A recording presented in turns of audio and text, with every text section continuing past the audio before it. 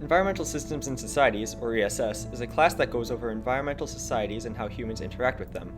The relationship between humans and the environment is viewed through the past, looking at the history of environmental crises and protection, the present, learning about modern events and practices to understand the environment, and the future, looking at why we need to conserve the environment and how we can do it. ESS will go over the 7 following subjects: ecosystems and ecology, biodiversity and conservation, water and food production, soil systems, atmospheric systems, climate change and energy production, and human systems and resource use.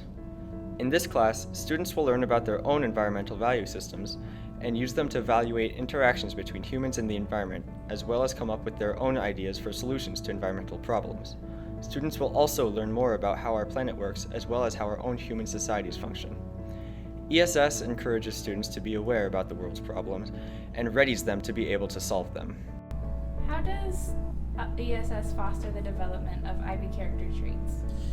I think it could fit in all of them, but I think for me personally, it's probably the inquire and then problem solving kind of go hand in hand. I think students are able to apply basic scientific knowledge that they've learned from the past and be able to understand the natural world and develop solutions to those problems that we kind of face in everyday life.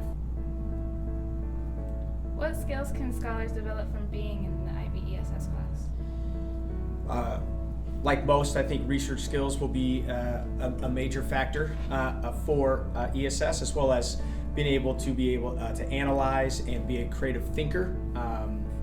Through this year alone for ESS, being able to put together your research question for your internal assessment and be able to analyze and interpret data for your internal assessment. And as also with all the topics that we study, we're always analyzing different perspectives to solve different problems, whether it's the water cycle or soil or air pollution. That's kind of like what we're looking at, finding different ways to better the environment.